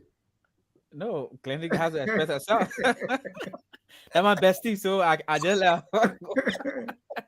Look, but the point here is, look, and I don't want to be unfair to this government, right? It is a whole Liberian cultural thing where government officials think because they empower concession companies have to go and give them perks here and there. It's been happening for a long period of time. The only thing that hurts is that this government promised to have done things differently and that they were going to be the quote-unquote difference in these contemporary times. Unfortunately, they are worse than the people in time past. Now I see Evans clamoring and yelling at me and questioning Mr. Cummings about everything because he's angry that Mr. Cummings is enlightening the Liberian population. The man begged Coca-Cola to start his STEM school. What are you talking about? Coca-Cola started that same school for him. He begged for that money also. So speak so. Evans, you're coming right after Mulbah. So Please to hold your respond thought. to Evans' question, let me respond to Evans' question. No, please. Joshua, Please no, I have to your respond. If they ask question, I will respond. I can choose why I want to respond to it. My time. Give me a chance. No, but your time is limited. You don't ask, have forever. That's why I want to remind you. Yeah, but you're fighting me now. Give me a chance. I mean, I use my name. I have to fight to keep the show, all the time. In the right direction. Evans, the time Joe, we are a football player. Why he didn't use a connection with FIFA to open STEM school? Okay, no, not even STEM school. Say he left school, but why he didn't use his connection to open football academies all around the country? Alex Cummins, as a private librarian, doesn't use his connection to ensure we open a STEM school. By the way, the only STEM school in Liberia. Now, what other STEM school we have in the country we have the one Mr. Cummins open? So instead of attacking Mr. Cummins and calling him names, you should be clapping for him. He didn't go to 419 group and pawn Liberia and nothing happened out of it. He ain't got private jet that nobody know how he got it, but the government spending money for. Alex Cummins has done more for Liberia than Joshua has ever done. All Joshua has done is to live off Liberia. He brought rebel group to Liberia, model, and sponsored them to kill our people. He's a rebel leader who attacked another rebel leader or somebody who was involved with the civil crisis. Joshua is equally guilty as any other rebel leader in Liberia is guilty. Joshua should be behind bars, as a matter of fact, and that's why he cannot bring the International Criminal Court. Thank you. Evis, let's look at B Mountain and the Vice President. All right. Thank you, Mr. Ja. And on the B Mountain issue, I just want to say, it's standard operating procedure in our country, in our government system. So I'm not going to take anything from what you're insinuating that she took donations from this, quote unquote corrupt company. We know that. Look, government officials has always been taking kickbacks in our country from concession companies. This is not something that's new. This is a standard. So you consider that as a kickback? It is. Well, you can put it in the form of donation, but we all here know what it is. It's a kickback. I support this government, but I'm not immune from criticizing them. It's a kickback. So let me just brush that off to the side. Put a vice president in jail, she corrupt. So it seems that that's what people want us to say. All right, but the point here is, let us not forget, when you see Mulbah making this argument, that's the thing with ANC people. They're hubris. This whole high horse that they tend to sit on. They will do the same exact thing. Please let me talk. I was quiet when you were speaking. Allow me to speak. They will do the same exact thing. Going to school when you're in opposition, Mr. Jai, you gotta protect me on the platform. I was holding my mouth when I'm talking. No, you're so talking. Please mute him. Please mute the man. Please give. But they're not talking to. They're not talking. The man even ask me questions. The ANC people. That's the modus operandi. They will come and say, Joe, we are doing this. Joe, we are doing that. Joe, we are doing it. But the same thing when you look at it, the political leader doing the same thing. He's doing the same thing. His foundation, he solicit donation for that foundation. He asks for donation for his foundation. He's not running it from his own pocket. He asks for money. The Coca-Cola, the STEM school where people talk about open school. Most people didn't even know that school is funded by Coca-Cola. But the Coca-Cola Foundation in Africa is funded by them. So Mulbah, when you're talking, say those things. Cummins didn't open it with his own money. He's not funding it with his own money. It's coming from Coca-Cola. They're begging money. The Jai said Joey can go to the Arab country and beg. Cummins went to Coca-Cola and beg for it. So say it too. When you come on the platform and try to act like ANC people are so higher than thou, you're not. Don't do the same thing over and over again and expect different results. He's doing the same thing. He's doing the same thing over and over, associating himself with the same kind of people. He's no different than anybody else. He's just a pretentious man who wants to be president, who will never be president of Liberia. So I'll leave it there. Thank you, Mr. Jai. So you're gone now. Let me go to Glendy. Glendy, let's look at the vice president. You can allow me asking question. You and Evans will have a day to debate Cummins versus Weah. I don't want you to take this debate tonight to Cummins versus Weah. It's not it. Glendy, yes. Big Mountain and the VP. It's kind of sad. It's sad that she would think, I don't know if she was conscious enough to know what she was doing would be criticized for that. or I don't know if she understood that if you are the sitting vice president of a country, you have your foundation and you're taking money from a company that has contracts through the government. I don't understand how she think that would be okay and that she will publicly write that these people have been supporting her foundation for 5 years. How can we then not say that this is pay to play? How can we not say that? It's like it's right in our faces. She admitted to them helping her. Why are they helping her? Could it be for favors? I mean, could it be that if there are 5 other companies in line, she's going to look at them because they're supporting her? I think it's wrong. And I think more people should get to know about this and for whatever it's going to do or whatever it means, even if just giving publicity to such a thing is all that we get from this. And I think hopefully she can learn from that and not do it again. But to post that you've been supported by this company for 5 years, that means that from day one of vice presidency to currently, and you think it's okay, it's wrong. And there's no other way I can describe it except that is I don't want to say pay for play, but it smells that way.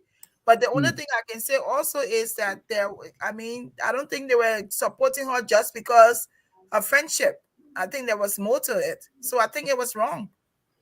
Totally wrong. Well, and we are hearing reports, the same reports from Mitchell Steele and Senator Prince White Johnson, and it's also wrong. Right.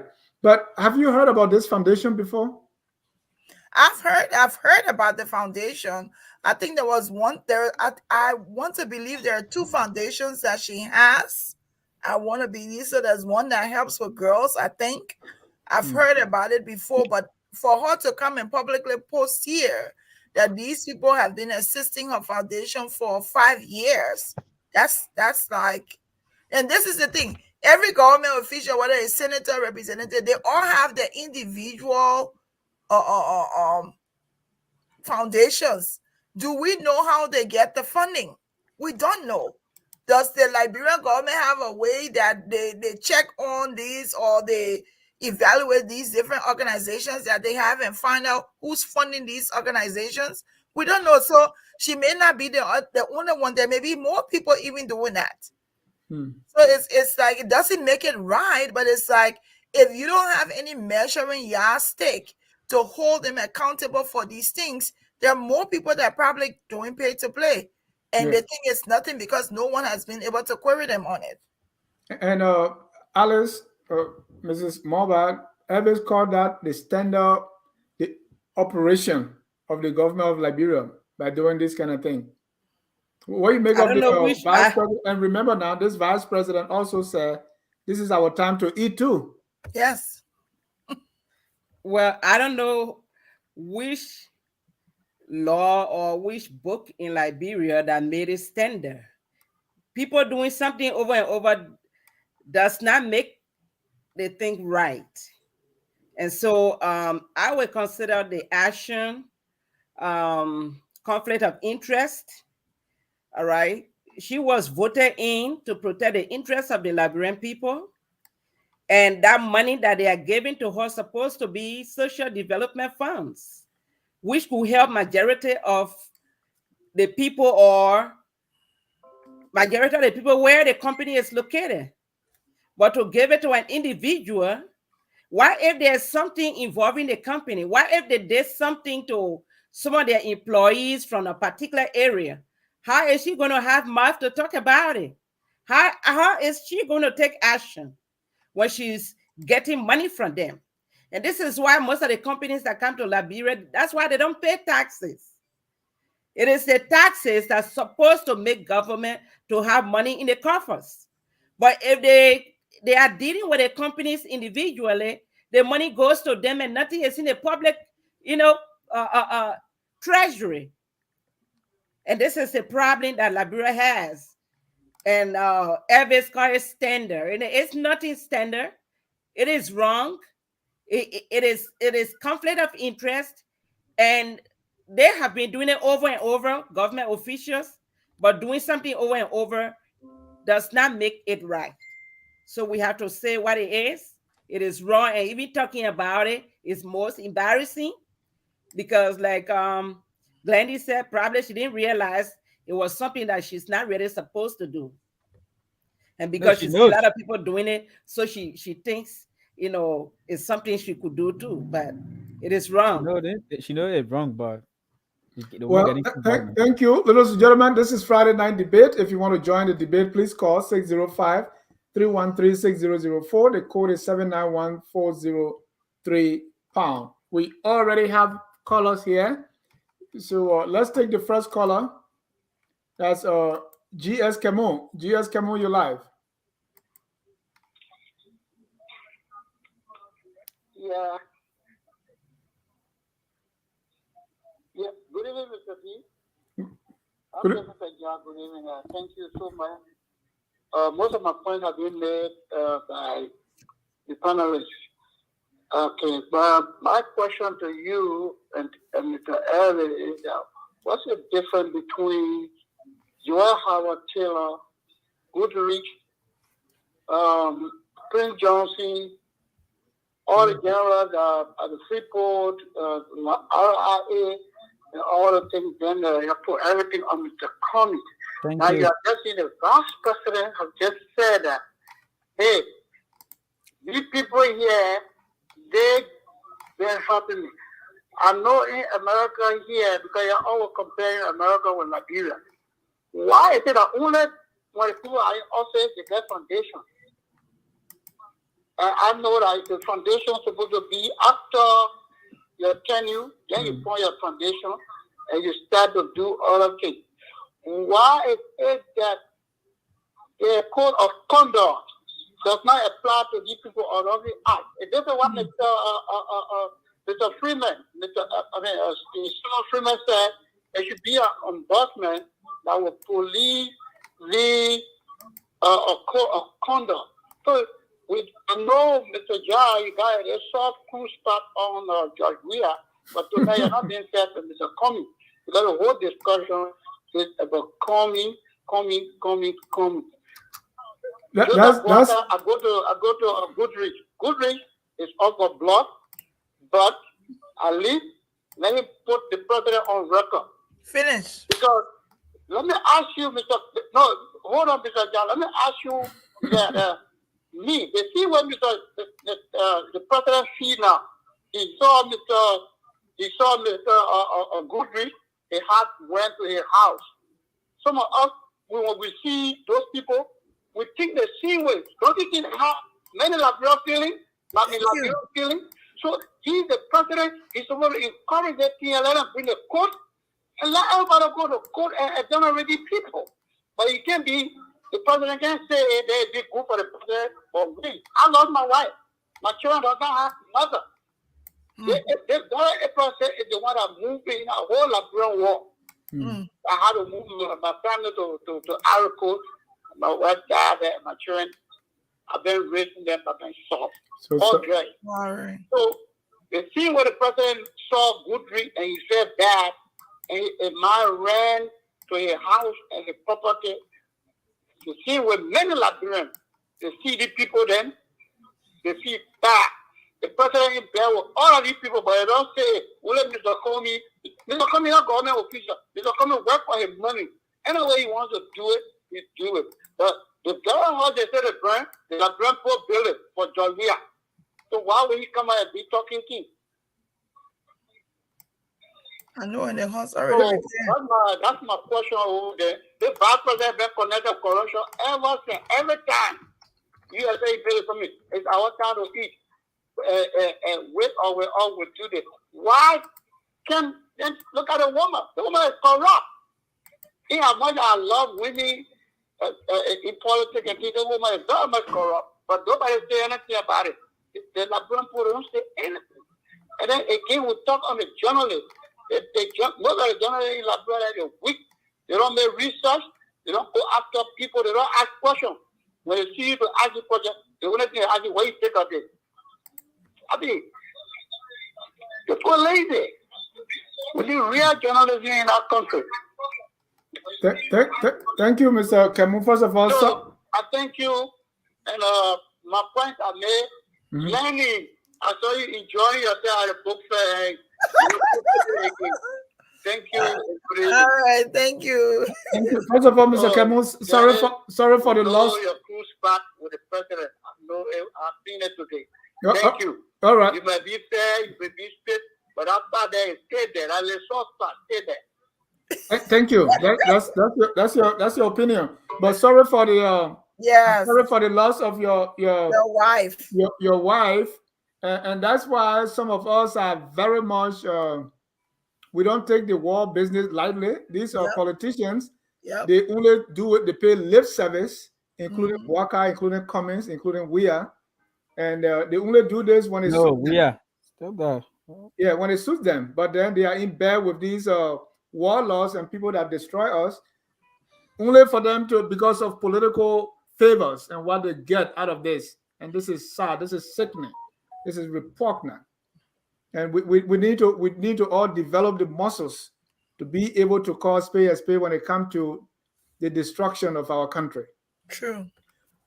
Well, that's all the time we have for new topic. We were supposed to talk about one more, which is the protest at the transport ministry. We'll leave that, and so we can go. Why would we leave it? Hey man, who opportunity to deal with Evans and all the things talking about Joey? Yeah, it's one. It's we are like 18 minutes to close to 2 hours. Yeah, but then let's continue the discussion. Yeah.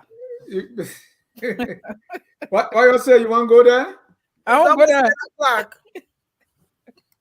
Okay, yeah, we now have closing comment. We'll just go. So let's get a little clip of the demonstration, the protest. The people at the transport ministry are calling for pay equity. They say, well, we at transport ministry, our colleagues in other ministry we make like $60, and they make $300. Where we make $200, the other people make like $1,000. So it's not fair. Let's take a look at it.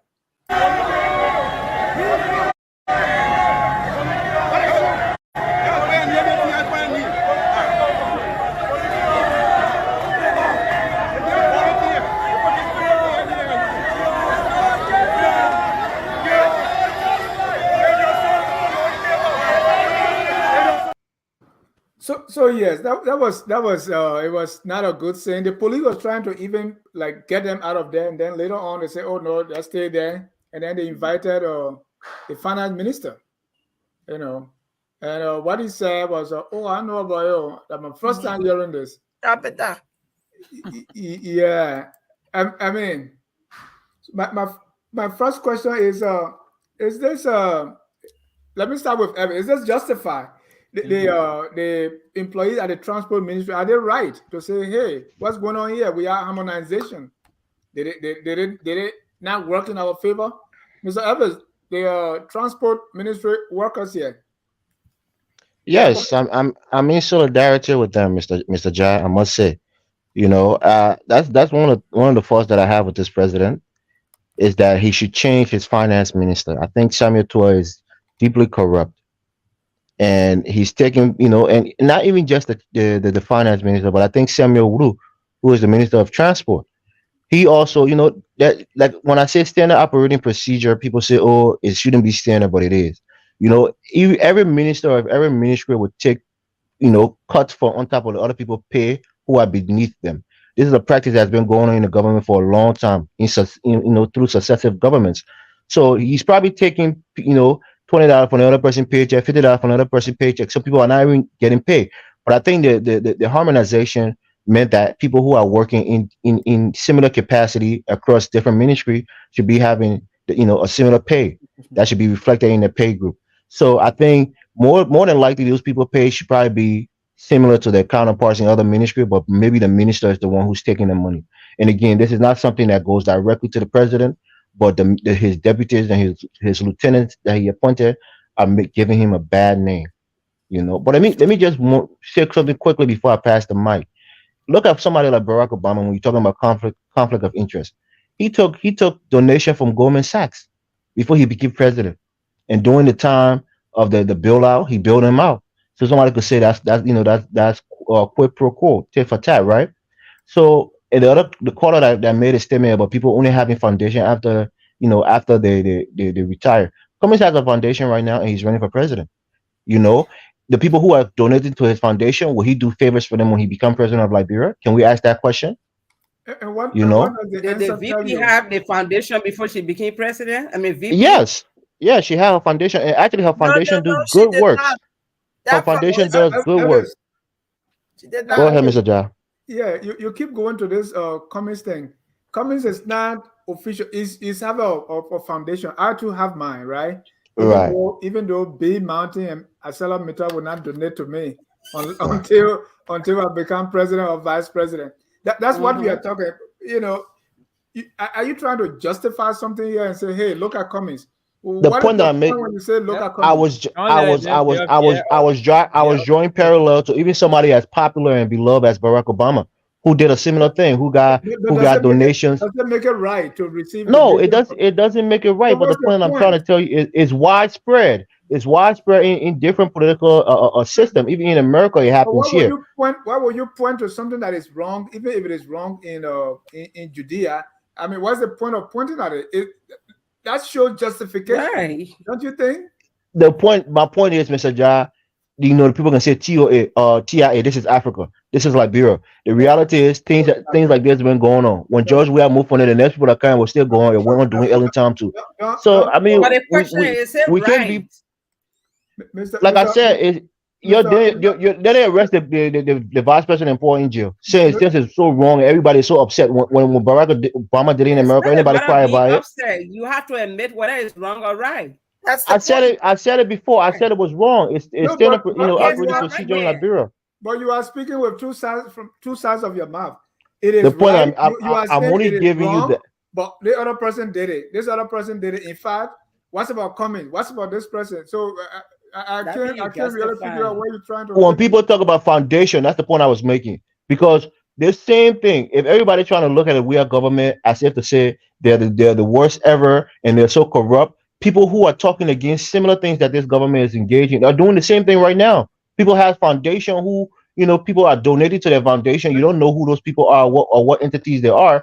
But then when they become president, you will see different companies coming to Liberia getting sweetheart deals and things like that. So you can't just only make it on this government. You got to see if other people are doing the same thing. Say government. I brought up an issue and we are discussing it. You keep going, say we are. But let me go to Mrs. Mulbah on the transport employees. How is this? Some say, hey, this is political. They want to kind of make the government to look bad. The government is trying its best, but some people even take it a step further and say that's the opposition doing this thing. What do you make of this from the transport? Their action justify, or did they take the right approach?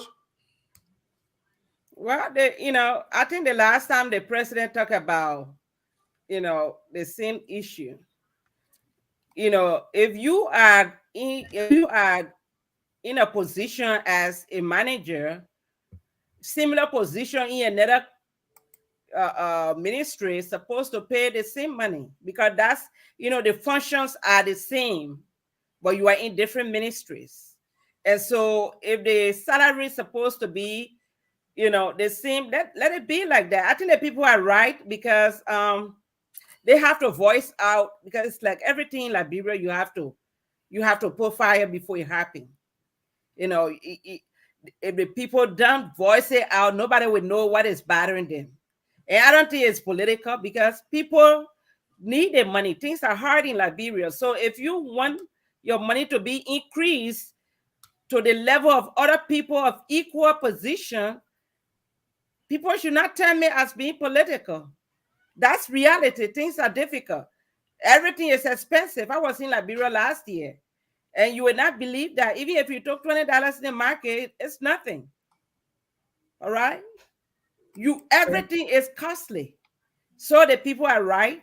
If it is happening in finance ministry, it should happen also at the transport ministry and all other ministries. There shouldn't be, kind of inequality when it comes to paying the people. And I think they need to give it a thought. Thank you. Glendy, a lot of people will say, oh, like the finance minister said, oh, he didn't know about it. Evans also said, oh, all these things is the incompetence of the finance minister, is the incompetence of the commerce minister, or, you know, corruption, but the president got nothing to do with it. Does that make sense to you? Does not. Why? How is it that the chief financial officer of the country, probably the closest person to President Weah, will not know when the president said do this? And how is it that President Weah is in Liberia, hears about this protest, and does not hold Tuah accountable for instituting what he has asked them to do, and he thinks it's okay? How is he not responsible? How is Tuah saying that he doesn't know?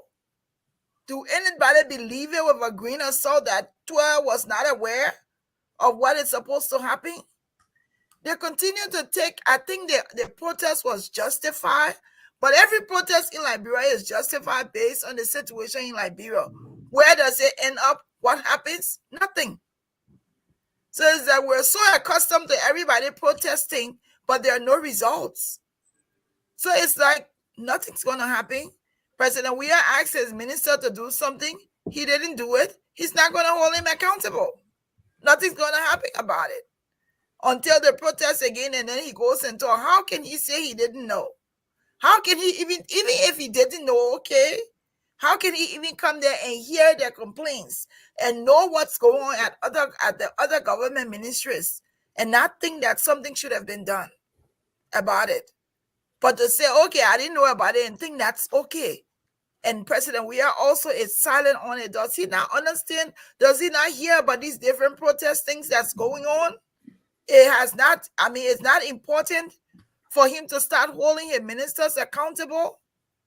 You may think that it's not a reflection of his leadership, but it is. It's like he has no control of his people. And he's responsible. If Tuah is failing, it's the president who's failing, because the president is doing nothing about Tuah's failures. Thank you. Mr. Kesselly, what would Mr. Cummings do differently? And you can tell I'm saying it about Cummings whatever way you want. See the kind of way you can come to me, you can't begin to comment. Let me do it after I'll answer your question. When I said what would Cummings do differently, meaning Judge, we are doing something wrong, right? So I'm not, it's still connected. So go ahead. I will come to that particular portion of the question, but you know, that's an opportunity to sell your candidate, my man. That's true. Not paying for this, let me nail my opponents first. You know, the fundamental thing that has been demonstrated by the government here is that the government has ludicrously failed the Liberian people, that the government know what they're doing. One of the most heralded policies of this government is the harmonization process. The minister or Ministry of Finance is singularly responsible for every for the salaries of all ministries and agencies, up to and including the National Legislature of the Republic of Liberia.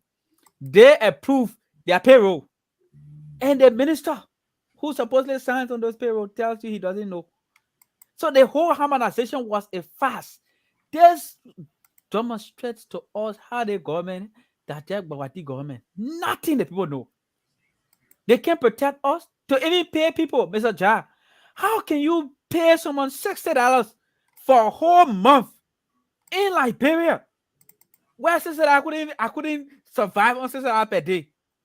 But you pay somebody $60 for an entire month and you expect them to live. When Josh Weah was delivering his State of the Nation address recently, he said you're going to be increasing people's salaries. Where has that promise gone? And evidence comes here. And you want to talk about Mr. Cummings and other people.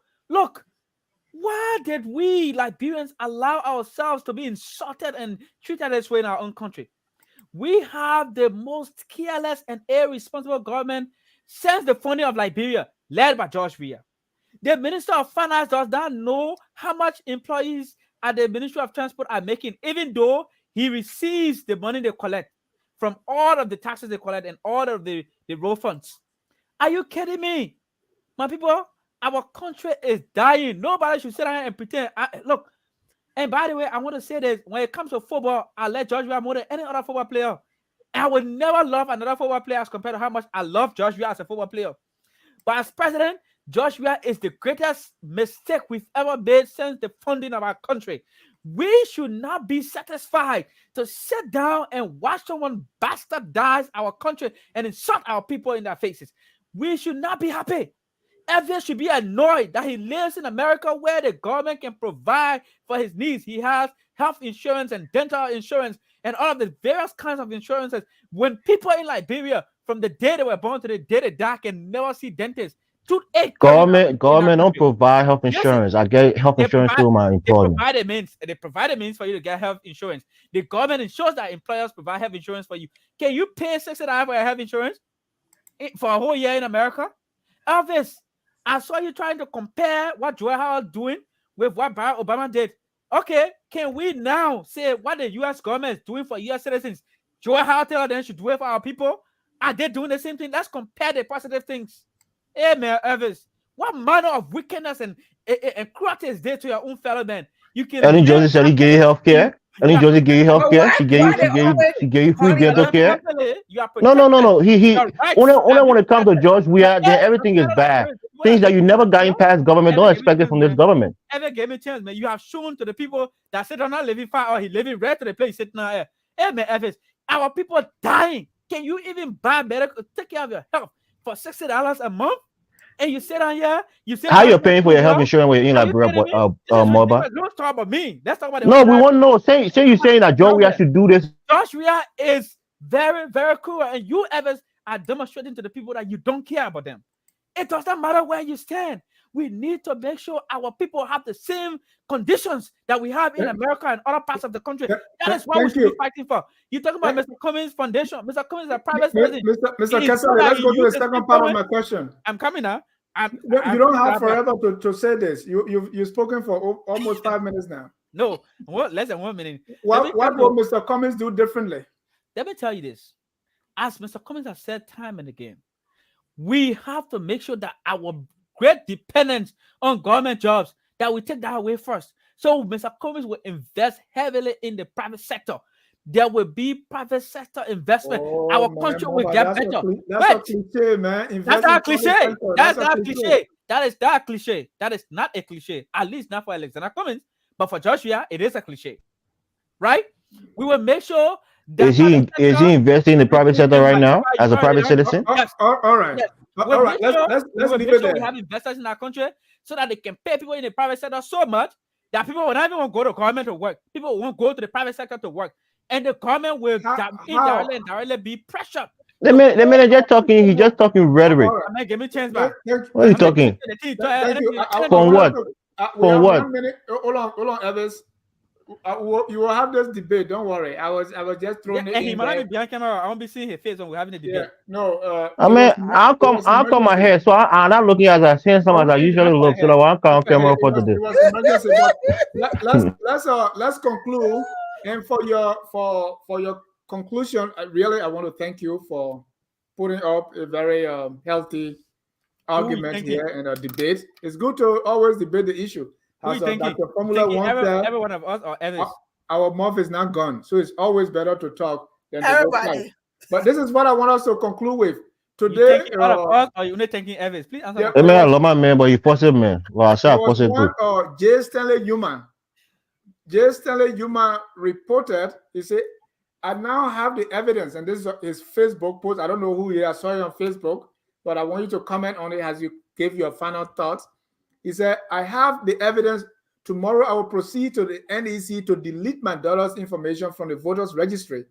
The principal of the Dwazon Public School did an online NEC registration for more than 200 students below the age of 18. My daughter is 16 years old.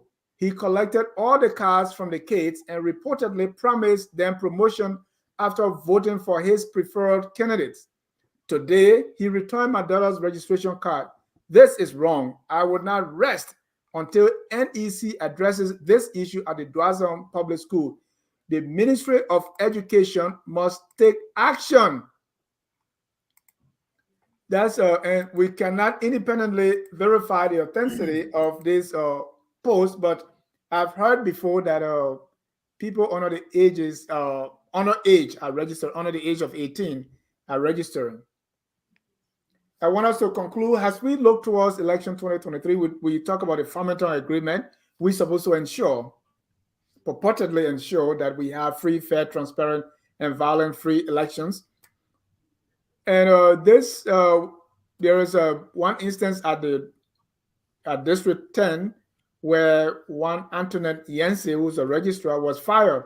Her services were terminated by NAC for trying to ask the CDC chair to say, hey, let's do this. Let's crook the system. Let's commit fraud so that this is be in our favor. Now, we say Mr. Yuma coming up and say, hey, this is going on at the Dwazon Public School. Let's wrap up. Let me start with Mr. Kesselly. Hello. Why you want to start with me? All right, let's start with Glendy. I can't say anything. Let me start with Glendy. Well, it was a great show. It's always good to be here. I mean, I think we've exhausted talking a lot about everything. We want to continue to monitor the voter registration in Liberia. We want to encourage people that if they see anything that's not right or they feel that it's illegal, they need to bring it up now.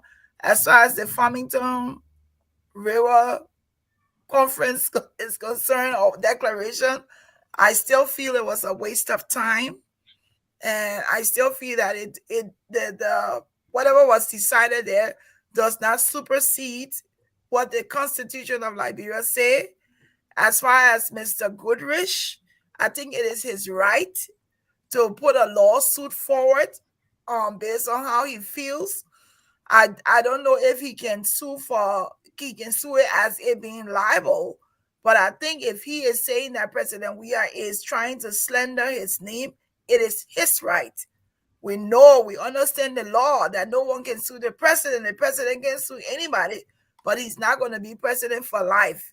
If anybody decides to sue, I am not going to justify and say it's a bluff or it's not. If he come out and say, I'm going to sue, my father was a man of the law, so I'm going to say, okay, he's serious for doing that. Jewel Howard Taylor, I think she needs to rethink her post and be very careful and cautious as to what she's doing, because the repercussions are not good. And the way it looks, it does appear like it's paid to play for her, that she's been getting favors, or her foundation has been supported by an entity that works for the government of Liberia. Transporters or at the transport ministry, I think they're right to protest, but I don't know if they're going to get any redress or not. I don't know what else that needs to be done before President Weah can terminate the services of TWA. For hopefully he will find out one day that a bulk of his history or his reputation is going to rest on what Minister TWA has done. Thank you, Dennis. Thank you. Alice? Well, thank you tonight for the show. It was good being here. I think the agreement, as I said, doesn't really, I don't know the purpose of it. I don't think it was a good thing, because the recipe for confusion is fraud, and already the last is suggesting that people below 18 years old are being registered, and the father is already upset. And then people at the ministry are protesting because the salaries are not equal to the rest of the people. So these are all recipes. That's why I said from the beginning that the agreement doesn't really make sense to me. So another thing, the VP, the foundation, and the money she's receiving from these people, I think it's kind of conflict of interest, because that money is supposed to be in government coffers, and she wants to free herself so that if the company did something against the Liberian law or wherever they are doing their work, if they maybe did something to the citizens so that she will have voice to take the appropriate action that's supposed to be taken. But if you're already taking money from them, it makes it difficult for you to speak up when something is not right. So I hope she considers that. And overall, I think it was a great show, and thank you for being moderator. Thank you, Evis. All right, thank you, Mr. Jai, and thank you to the fellow panelists. I just want to say this: for me, this government is not beyond reproach. I can criticize them where it's warranted, and I can praise them where it's warranted. So the only thing I would say, I'm thinking about a Bible verse, even though I don't know the Bible very well. But it's like, don't worry too much about the little speck that's in your neighbor's eye when you have a beam coming out of your own set eyeball. So when you have a candidate or a political leader who is engaging in similar activities, but then you want to spotlight on the government simply because you're looking for every fault. It's like a man and a woman. A woman can have 99 faults, but you'll find one reason to love her. And when you don't want to be with her, you'll find 99 reasons to hate them. So when Mulbah come here and do all this whole long, monologue about how this and how that, you can say about any government in history, and you can, and if you're on the other side, you'll find all the reasons to love that government. So I would say this to my president: I think that he needs a cabinet reshuffle. I think where and some of his other ministers are not serving him well. I'm not afraid to say that. I think he needs to make some changes, and very quickly. It will be timely. With this whole Reginald Gould thing, I mean, I'm a Liberian. I don't divorce myself from being a Liberian and a Liberian man. I know how we engage each other in social gathering when we have problems with somebody. And again, perhaps it was not as presidential, for the president to do what he did. But again, it's not libel. It's not something that's written, and it's not slanderous because he didn't say it with any, malicious intent to harm. So it will be a nothing burger at the end of the day. But also, I can't wait for the debate with Mulbah if it's actually going to happen. I think that Cummings needs to be exposed. His whole holier than thou shtick needs to be laid bare so people can see that this guy is not who he really seems to be. I was a Cummings supporter. I supported Cummings very, very fervently because I believe that he would be different. But Mr. Jai and Mrs. Glendy and Mrs. Mulbah, I think we've all seen on this platform that Cummings has started to do the same exact thing. He's starting to go that same path of former people, that came into our political system. The same thing he said he didn't want to do. He's doing that exact same thing. So for me, he's a hypocrite, and also he's not a likable candidate. He's not resonating with the people of Liberia. So Mulbah can say all he wants to say. You can talk about his Coca-Cola experience. This is not a meritocracy. We don't live in a meritocracy that promote people based on merit. It's a popularity contest, and so far George Weah is way more popular. We're more worried about Boycott than Cummings. But I will listen to Boycott's response to see what he would say, how he would try to dress it up. That's it. Thank you for having me, Mister. You are going completely J. Randy on Cummings now, but we'll leave it as that. And I hope you are also praying for a meritocracy society where people will get rewarded based on merit. Yes. And if you say this is popularity, so yeah, and that's what we see. Even on media, I watch. You watch some platform where it is from start to finish is all vulgarity, and because of the same popularity contest, and so you say, oh, look at views. And now they are corrupting the society, and you are saying, hey, our country should not reward people based on what they have accomplished, what they can do, what they can contribute. It should be the more people like you, regardless of, let's just do it. Politics as a whole is based on popularity, right? But let me remind you, tomorrow at 3 p.m. My time. Tomorrow at 3 p.m., we're going to have focus on Liberia marketplace. There are some trending economic issues in the news. Delinquent borrowers of commercial banks going to face some consequences. That says the CBL, that's the central bank. And also, Minister Tua is crying to the African Development Bank to help with 10 million to save our rubber sector. What does they all mean? Join us tomorrow at 3 p.m. Eastern for FOL Marketplace. Then at 7, we'll have the Liberia History Channel at 7 p.m. with presenter Carl Famler. We're going to be discussing President Charles D.B. King. So this president is very important in Liberian history, for better or for worse, and you don't want to miss this. Very, very important. His rule left an indelible imprint on the presidency, the office of the president of Liberia. You don't want to miss it. That's the History Channel. On Sunday at 1 p.m., the 6 genders revealed in the Jewish Talmud and biology. Guest Keith Out will be guest on a noonday with Priscilla Inato. You don't want to miss that. Then Sunday at 6 p.m., Hello Pastor with Reverend Dr. Chandler G. Freeman will be here. We're going to be discussing some vexing questions here. Will only 144,000 go to heaven? What exactly did Adam and Eve eat? Was it actual fruit or something else? Is the black race cursed?